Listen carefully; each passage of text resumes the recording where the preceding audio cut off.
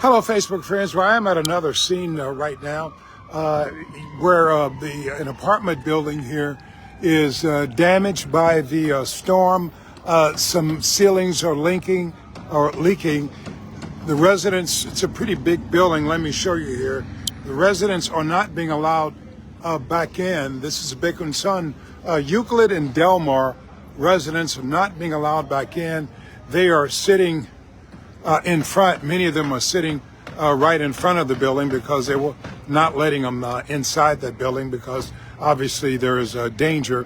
And one told me that they may not let them in this weekend.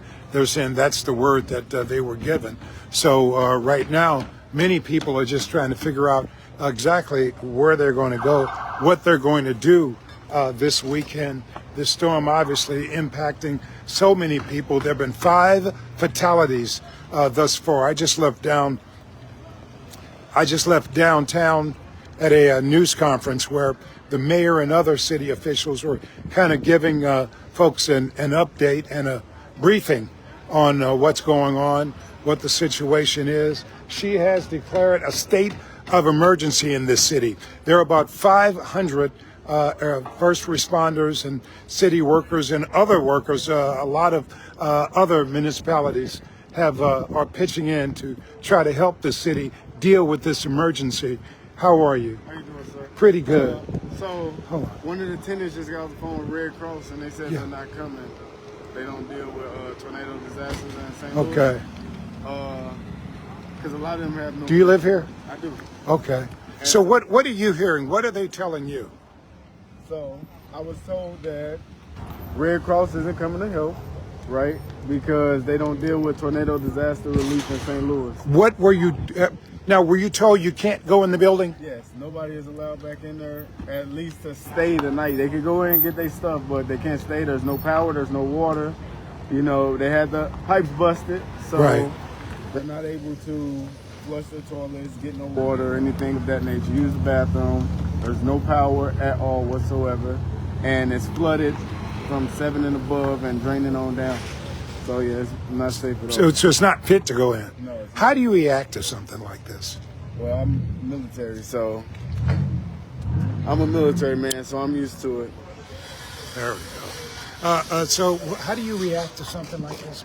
Well, I'm a military man, so I've dealt with a lot of disasters in my day, so damage control. So I just try to help as many people as I can, do the best I can. That's all I can do. So you just I noticed a lot of people sitting out in front. A lot of folks, they may not be able to get in this weekend. Right. Is that what you guys are told? At nighttime, while there's no lights, no power, or anything like that, they're not allowed. So it might be the whole weekend. Yeah, you might be out for the weekend. Yes. Because it's just not safe to stay in there. Right. And you're just trying to help where you can. Yes, sir. What was this like when the storm first hit? Well, it was like me going from door to door, trying to get all the elderly people to safety and helping as much as I could, because I personally don't feel like the city of St. Louis cared enough about the residents here. So. Okay. That's me personally. Of course, there's been a situation of 5 people killed. There have been 5 fatalities. Yeah, and I know one old man had glass in his throat. Yeah, they've had 5 fatalities, and I know they've got 500. I just left a news conference. They've got 500 of the first responders and other workers out looking for more people, making sure there are not more. And they didn't even go door to door in this building. So. But that's probably what a lot of them are doing right now, dealing with the fact that there are 5 fatalities, and so that's kind of their main focus. Right now. But this is tough for people here, though. Oh, yes, most definitely. They're camped out all in their cars and all around the side of the building. So, So what are you going to do? Help as many people as I can and see what information I could get for them. Have you figured out where you're going to stay? I ain't thought about it yet because I'm not worried about me. I'll be fine at the end of the day. So. Where were you? What branch of service were you in? I was the Navy. Oh, well, thank you for your service, yes, sir. All right. Appreciate you coming over, man. Yes, sir. Okay, and there you heard, there's one of the residents here who said he's helping. He said he's helping other people. There are a number of over here. We're going to walk right across the street here where there are folks who haven't figured out where they're going to be able to go yet. And so they are just trying to figure out their next step. You can see a number of them here, a number of them in front here, and they are just trying to survive all this. And obviously, how you doing, man? All right, obviously, yes. Hi. Huh? Yeah. Yeah. Do you live here? Yeah. So what's the situation now? Well, they called the Red Cross like 3 times, and The Red Cross said they're not servicing in St. Louis here. The lady lied. oh wow, I just called Red Cross. oh wow, I didn't know that. I just called Red Cross. So what did they tell? They told you basically you can't go back in here, Yeah, because the whole building split. right? So it's not safe, No, not at right? all. So what do you guys do? What? Yeah, you're waiting.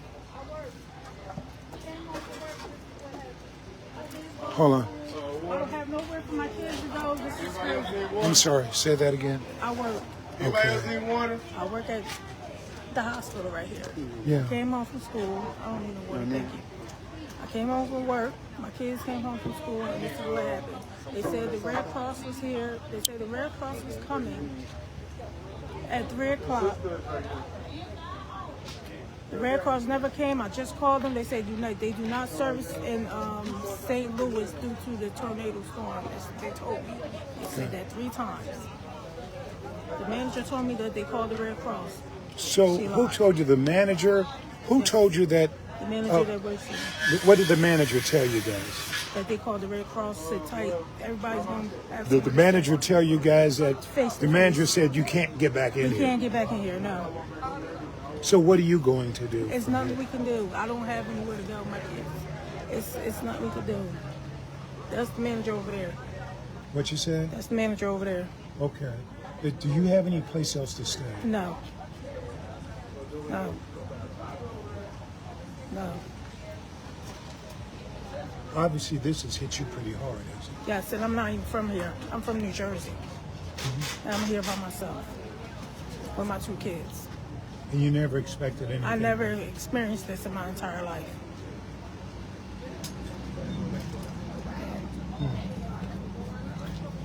Well, we're hoping that somebody does come for you guys, the city, Red Cross, somebody.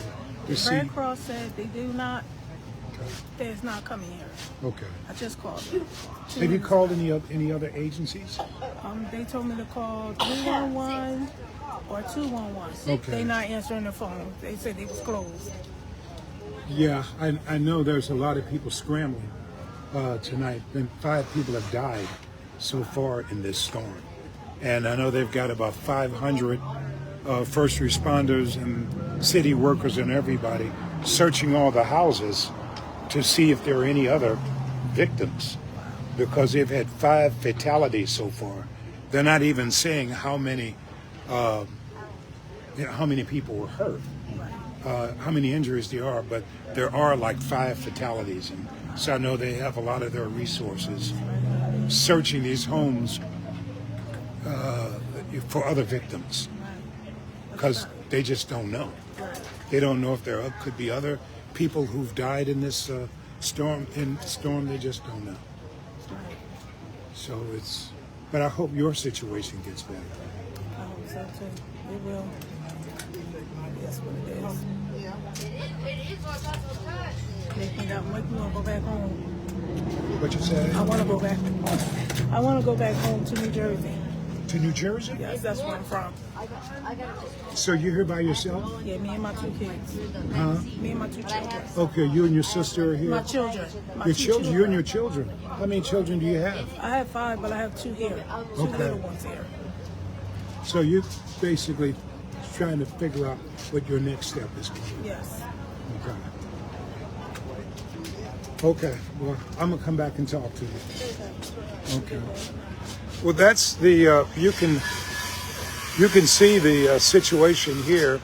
I don't have a light, so we can't get a good visual, so you can see very well. But let's see if I can. All the windows on the back side blew out. Let me. Tornado blew them all out. What you say? All the windows on the back side, from 8th floor all the way down. Yeah. All the windows blew out. Really? Filled in my apartment. My bedroom is done, and my living room. All the windows blew out in my apartment. Every one of them. All the windows? All the windows on the back side. You probably can't see it till in the morning. Right. I stay on the 60th floor. I had to run to the bathroom because as soon as I hit the bathroom, I heard all glass, and then it started flooding. Yeah, it's bad. So you just heard the storm hit? No, I got an alert on my phone. Okay. And you were trying to get someplace to safety? Yeah, I ran in the bathroom. Okay. I kept looking out the window because I stay on this backside. Right. And it got real dark. The storm was coming from out west. And about 5 or 6 minutes later, I was looking out the window and I seen it forming. And I ran in the bathroom. Now, as soon as I closed the bathroom door, I heard glass just flying everywhere all over my apartment. It was very scary. I was staring the hole in the door, just praying. Yeah. Her apartment's total. The ceiling filled and they flooded from 8th floor all the way through the building. What do you do now? What do you do tonight? I don't know. We just sitting here waiting, man. You know, we figure something out. You know how we do it. You know, that's all we do. There's people across the street cooking something for us right now. Well, yeah, church, I think the church and the pastor called me. What's the name of this apartment building? Roosevelt. Roosevelt Apartments? Yeah, you remember what about maybe a year ago when the elevator quit working? Remember that? Yeah. That same building. Yep, okay. Yeah. Roosevelt. All right, Miss. Thank you. All right. Okay, this is, they tell me the Roosevelt. Okay, this is the Roosevelt Apartments here. And like I said, right now, nobody's being allowed to go in here or stay in here because, I mean, the ceilings have collapsed. There's flooding, all kinds of damage here that, of course, makes it unsafe for people to go in this building. And so they, many are just kind of trying to figure out what to do. A lot of them basically out on the front here, and you've seen them, a lot of them sitting down on the front. Some of them don't know where they're going to go or what they're going to do. They're trying to figure it out. They may not be able to come here. They may not be able to stay here this weekend. I think that may be the word from what the management basically telling them that this building may not be, there's a lot of work left to do, a lot of damage. You've heard the person I just talked to who said he had to scurry to safety, run to the bathroom, slam the door, felt the wind pushing against the bathroom door as he was inside, trying to hold the door, keep it from keep that door from pushing in. And he said there was this glass in his apartment just swirling around. And when he went back, when the winds stopped and he went back in his apartment, he just saw glass. Glass was just everywhere in his apartment. But he is one of those, and the people here, obviously a very tough and a very hard situation for those here. But you're looking at a storm where you're looking at a storm where 5 people so far have died. The city is in a state of emergency.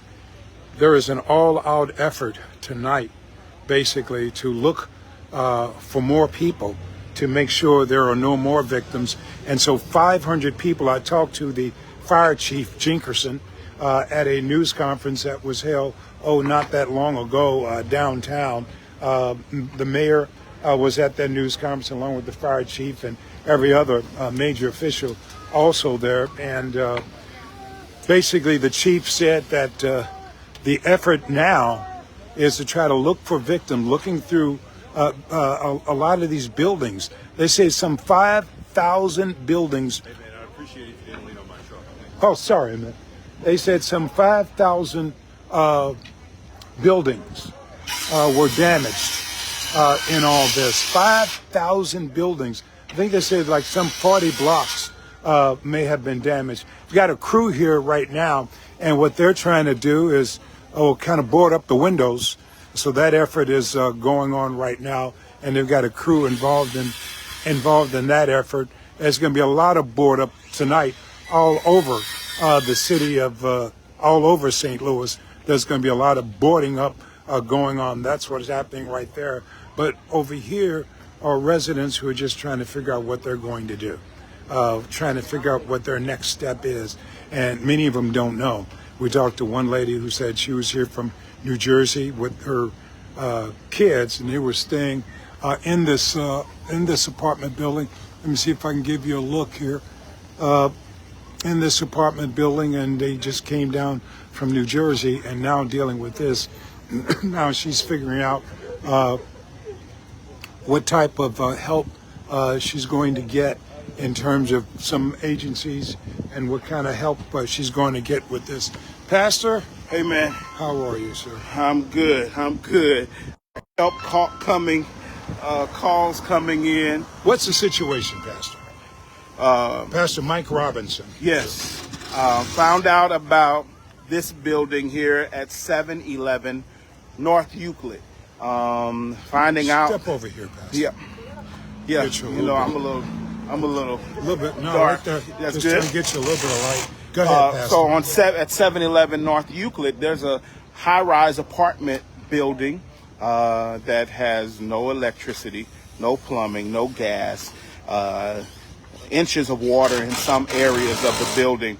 And there are individuals that are out here. There are seniors, there are children, there are people with disabilities that are stuck outside of this building right now.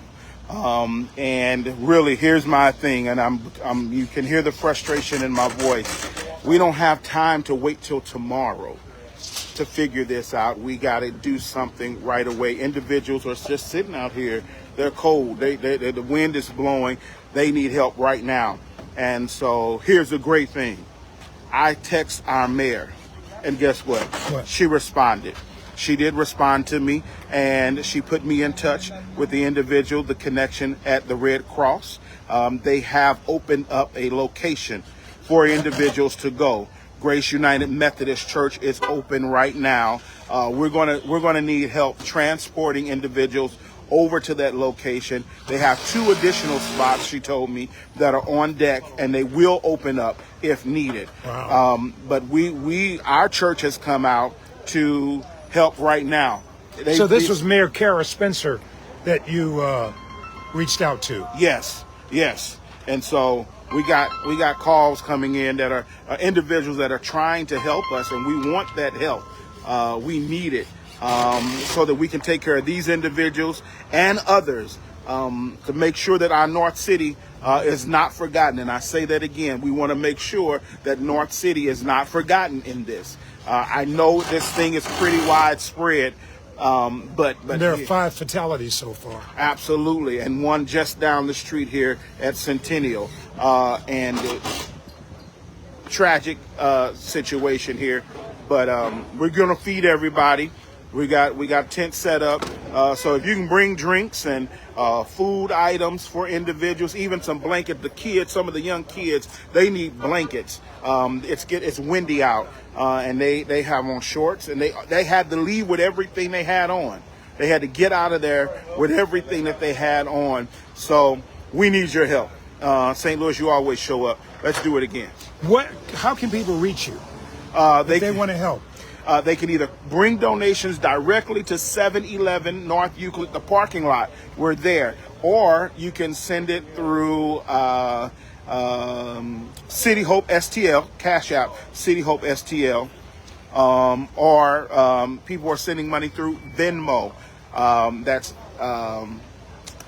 314-546-8013. 314-546-8013. That's on the Venmo.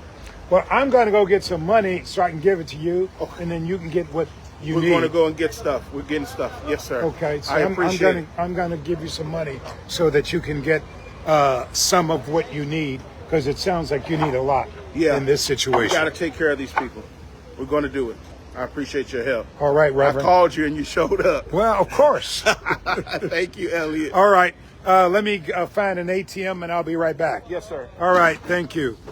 So here's where we are, guys. You have seen what the situation is. There's still a lot of people outside here, basically many of them with nowhere to go. Many of them with nowhere to go. But they had no relatives, anything like that. But Bishop Mike Robinson called Mayor Cara Spencer, alerted her to the situation, and the mayor apparently opened up a shelter for some of these people to go to who have basically nowhere to go. And so thanks to Cara Spencer, thanks to the mayor, who responded very quickly to this situation, the people here with no place to go will have a place to go. So one shelter is being opened. Hold on, I'm going to move actually into the light. So one shelter is being opened, and the mayor has told Pastor Mike Robinson that if other shelters, that if more space is needed, she'll have some other facilities opened as well to take care of the folk who right now have been forced out of their home by the tornado. So much damage here to this building. People can't go back in. They likely won't be able to go back in at all this weekend, and so they have to find another place to be. So it has been certainly a struggle for a lot of people here who didn't expect anything like this, who certainly didn't expect to be hit like this. So the church has come out and they are preparing food for the folk so the people can come and get something to eat. So help is arriving. I'm going to donate to this certainly a worthy cause of helping these people, because that's what I do as well. But a lot of people just kind of dealing with this. Some people just sitting here just stunned by all this. So in any event, I'm getting ready to go and get some funds so I can bring them back and help out in this cause. They are going to be here for a while, but again, Pastor Robinson is going to be taking a lot of those people to the shelters. Once again, he had the phone number of Mayor Cara Spencer. The bishop carries clout, pastor carries clout. The mayor got right back to him and opening up a shelter to bring these people to who are stranded by the storm. I'm going to stay on top of all this, my Facebook friends.